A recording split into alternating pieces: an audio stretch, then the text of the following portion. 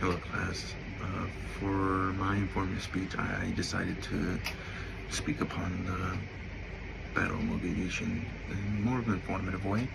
I wanted to inform my audience of the historical events that occurred during this battle and how the U.S. faced complexities of war once again since Vietnam. Um, this event, of course, is seen as a pivotal event in U.S. history and highlights the complexities of modern warfare, the challenges that we saw in the peacekeeping missions that we were involved with, and of course to honor the lives that we lost. Um, the Battle of Mogadishu can be seen as an intense and costly military engagement since the Vietnam War. There was a city under fire with the collapse of their government, and the U.S. wanted to get involved with the United Nations to desperately get these gangs out of the city and in a way instill peace back into this country of Somalia. Many books and movies were published about this, including Black Hawk Down by Mike Bowden, and the later film that would come out in 2001, labeled also Black Hawk Down. It was one of the largest and most impactful war-related events since the Vietnam War. I chose this topic because I've been fascinated by U.S. history, and I see this as an important role inside of our country, and also being in the military allowed me to get a better view on these things, and also listen to those those veterans have also lived through that environment and been able to sit through some of their speeches. First of all, I would like to provide a background context leading up to the battle. Second, I will explain the events of the battle itself, and then finally I want to discuss the aftermath and the lasting effects of the battle on the United States foreign policy and also military operations and how we see them today. To begin with, the country of Somalia at the time was in a civil war and and they needed aid from other countries. Somalia's descent into the civil war after the overthrow of their president Saeed Barre in '91 created an opportunity for these militias and gangs to overtake the country and create this warlord militia.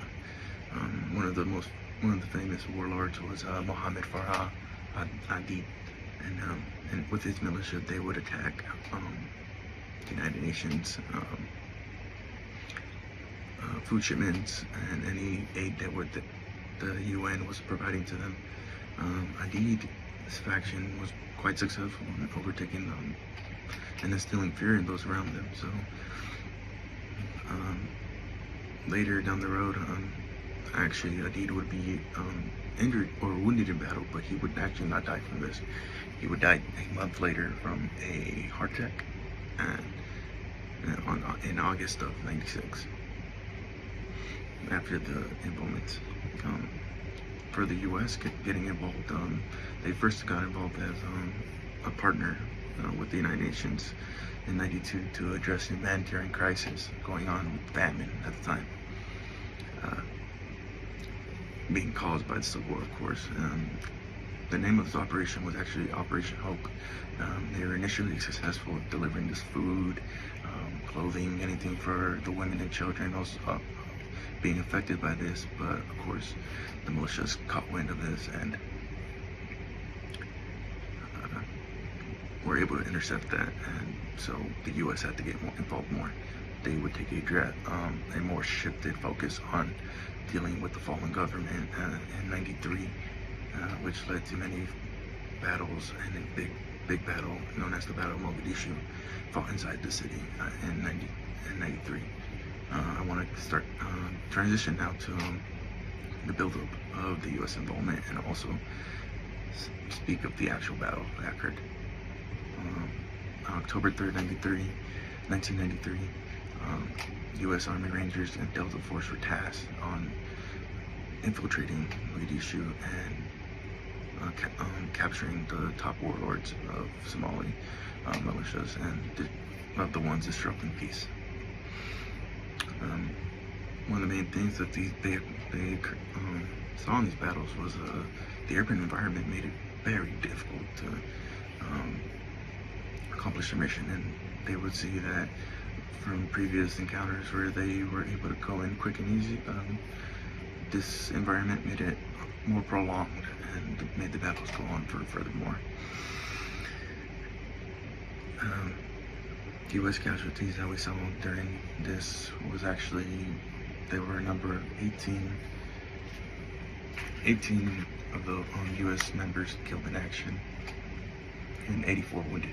As for the Somalian casualties, there was approximately 700 to 1,500, and there was never a full clear number given due to the lack of information provided.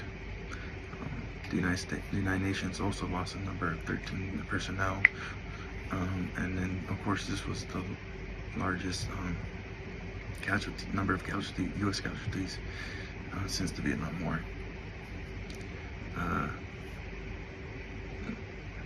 Now that we learned a little bit more about the Battle of Mogadishu, I want to discuss the impacts and the lessons learned from this battle. Following events, the U.S. was able to reflect and make changes to its U.S. foreign policy and also the military tactics that it's used. Following the events, President Clinton at the time came out and with a new presidential decision directive 25, and with this new directive, he reconsidered the role of the United States within these international conflicts. Following the new revision, he was signed this on May 3rd, 1994, and he set out guidelines on how the U.S. would be dealing with these peacekeeping missions in the future. It highlighted the importance of the U.S. and the risk it would take deciding on these missions. Military operations would be reviewed as well, and the changes of the U.S. forces, how they are involved in these hostile environments, from adapting new tactics and clearing rooms and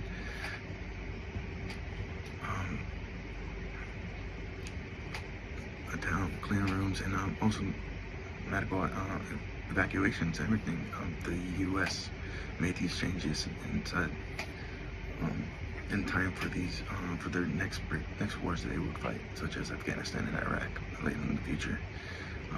To conclude this, I wanted to go over my main points where I just wanted to talk about the Battle of Mogadishu, how historic of an event it was, and how it shaped future conflicts that the U.S. would be involved with.